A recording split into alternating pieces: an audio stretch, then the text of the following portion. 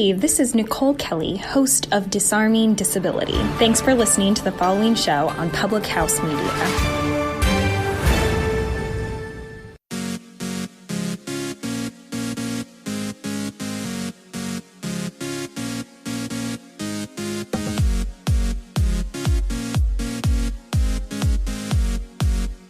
We are what we repeatedly do.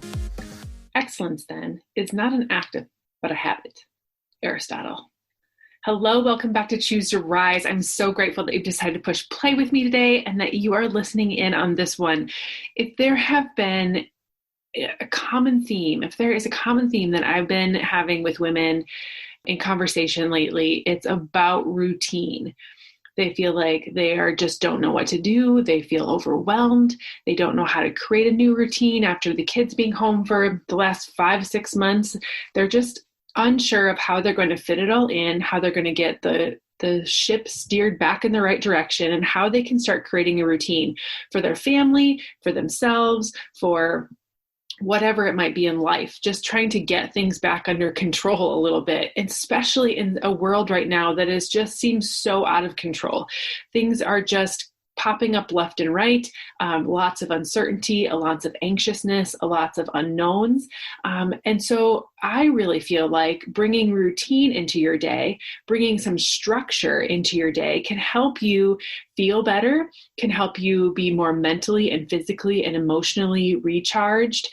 For me personally, specifically, having no routine or no structure is so much more draining on me, so much more tiring and just mentally, physically, and emotionally exhausting than having a routine has ever been. So for me, maybe it's my teacher brain. Maybe it's just how I'm wired. I really think it's the latter, I'm wired to be a planner, a thinker, a doer, a structured person. I think that's one of the things that made me such a great teacher was that students that were in my classroom knew what the expectations were. They knew what was expected of their behavior, what was expected of their time, what was expected of their efforts. And we had a routine. And so when you can create those kinds of routines in your life, either for yourself, if you're here looking for, guidance on how to create routines for you and creating maybe a morning routine or a self-care routine, or if you're here to get support and help and thoughts on creating a routine for your kids, creating routines is the same regardless. And so I just want to be able to help you, to serve you and encourage you in how you can start living your best life, to rise up out of your current situation, because Lord knows we need some help in life right now with all the uncertainty and all the anxiety. So what we repeatedly do is who we are. We are what we repeatedly do. Excellence then is not an act, but a habit. And so what do your habits look like? What do your routines look like? What are the things that we can do to kind of create a routine that's going to help you be the best version of you? Habits are super powerful, but they're not always easy to form, particularly good habits, right? Creating bad habits just kind of happens. It's kind of the reactive side of life. But when we can create positive habits in our life and creating a solid daily routine, it's really going to help you figure out life. It's going to help you feel control where seems to be no control going on. And it's just going to help you feel more confident and powerful in your day. So the first step I always say is start making a list. Write down everything that you need to get done in the day, both in your home, your life, your work, all of the things. And don't worry about how you organize the list. This is literally just a brain dump, not a to-do list. It's a brain dump of all the things. So maybe take 20 minutes, 30 minutes, and just write it all out. What are all the things that should get done in a day? If you feel like maybe this is too hard to remember all the tasks, carry around that notebook and just take notes of the things that you do during the day. In the beginning, no task is too small. If you want to, put it on there, like brushing your teeth, put that in your routine, put it on the list. Make a list of all the things that you want your day to look like. The step 2 is to structure your day, right? So now you're going to take all the things that are on that list and you're going to chunk them into 3 or 4 categories, okay? Mornings, midday, evening. Put those things kind of where you feel like they would fit best into your day. And then, you have to kind of know yourself here a little bit. So like early birds get a lot of things done most effectively before lunchtime, while night owls get super creative and have that burst of energy after dinner and when the kids go to bed. So think about what works best for you.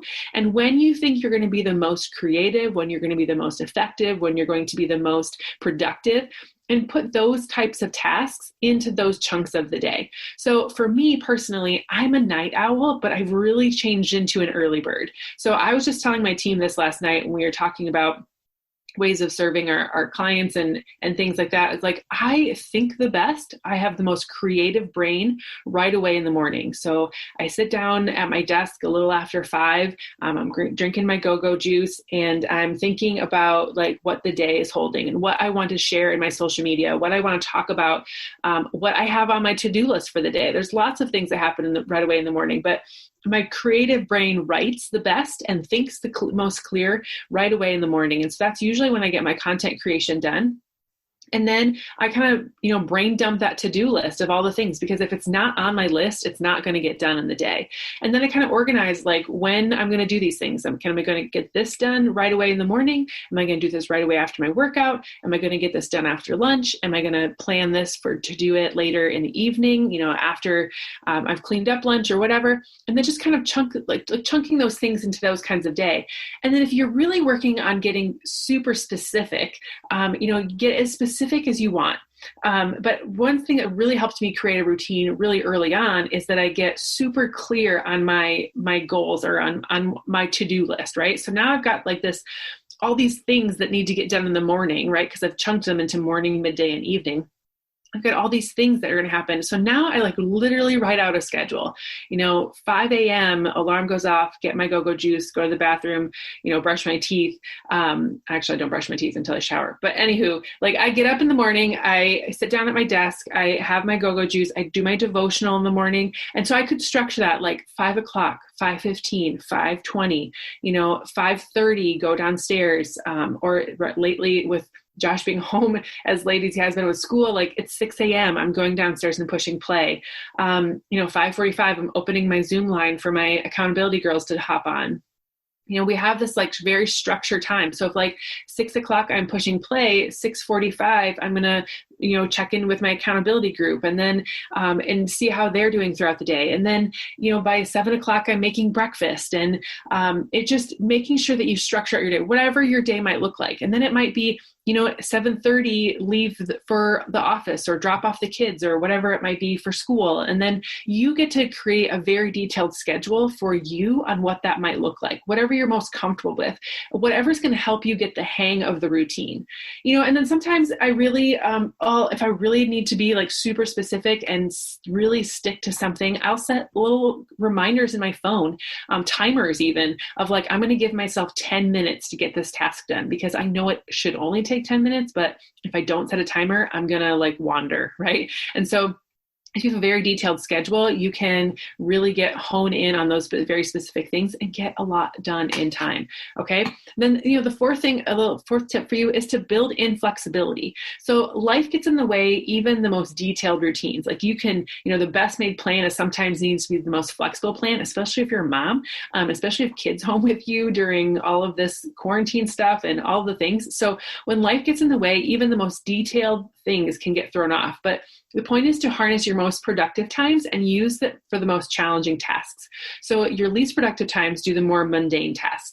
There might be times when you go to the doctor's appointment during the hours you usually set aside for work, or in the evening taken up by social gatherings or kids activities or random things that come up in life. But life gets in the way. Life is going to happen, right? But a daily routine is something that you can keep the things flowing despite hiccups. I would say that it takes discipline to keep things going, but really I don't necessarily always keep the same routine, as I've started to create habits.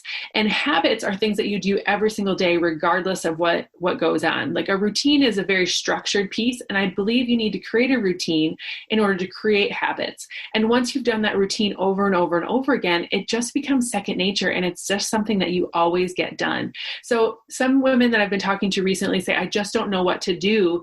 I feel like I create a routine, I decide what I'm going to do, and then, I get into it for about a week, and then life goes bananas, and I just don't know how to keep it going, or I feel so overwhelmed in all the things that I should be doing that I don't even know where to start.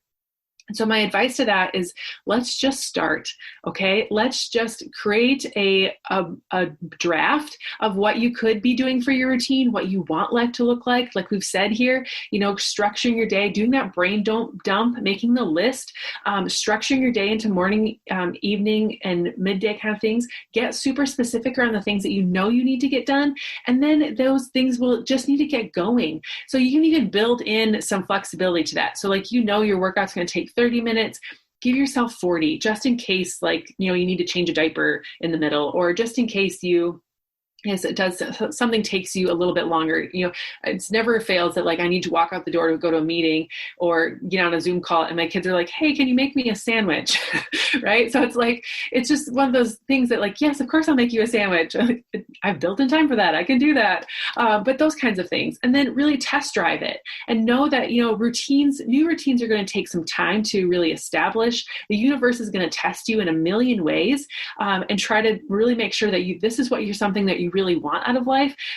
But just don't get thrown off by the things that are going to happen. And maybe you do need to adjust some things. Maybe you've picked a time that really doesn't work well for the task that you've put there. So test drive it, give it a whirl, see what works, really stay honed in on your non-negotiables and things that are nice to haves as well. So for me, self-care is a non-negotiable in my day. If I have to move my workout to 4:30 in the morning instead of getting it done at 6, or if I need to move my workout to 7:30 because I have something else that needs to happen earlier in the day, I do that because it's become a habit. It's become a non-negotiable in my life. But say doing laundry, I can postpone that, so it's really to become the things that in your life that are most important to you and that are going to help you and encourage you feel your absolute best. At the end of the day, it really just comes down to making a decision to start.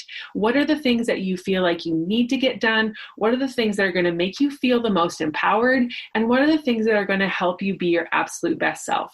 Those are the things I would prioritize. So if you're looking to get started on, a fitness routine or a nutrition routine, or just get better at creating a routine of self-care, I would love for you to join us in our accountability group. It's called the Rise and Fit Studio, and it's a place for women to come together and find connection and community and self-care habits and really build that accountability for themselves and just connect with other moms who are living the same life they are. We've got teachers that are starting back to school. We've got moms anxious about sending their kids to the building. We've got grandmas who just want to be healthier and happier so they can live longer and experience more life with their grandkids. We've got stay-at-home moms. We have busy working moms. We have got all the things, but we're all in this together. And that's what makes it so amazing. And we can help each other with ideas and with encouragement and answer each other's questions and all the things. And so it's just a positive space to spend some time because, we know that life isn't always positive everywhere we go, and we want to be able to provide that for you. So hopefully this routines podcast has helped encourage you. And I would love if you want to just walk through life together. You need some encouragement. I also do one-on-one life coaching. So if you want to just hop on a Zoom call and let's schedule out, what your schedule could look like, there's options for that as well. So you can send me a message if you want to get into our accountability group, our Rise and Fit Studio, working on self-care habits. Send me a message if you're interested in learning more about life coaching sessions. And then if this really helped you and this podcast encouraged you and gave you some direction, awesome. Share it with someone else who needs to hear it. And we'll go from there. But I hope and pray that you are safe where you are, that you are encouraged where you are, and that you can just know that, the more energy and attention you put towards your self-care and your connection to your maker and all the things, you're just going to live a healthier and happier life. So thanks for joining me today. And I hope and pray to see you back here again next week. And I will see you soon. Thanks for tuning in, and I'll see you next time.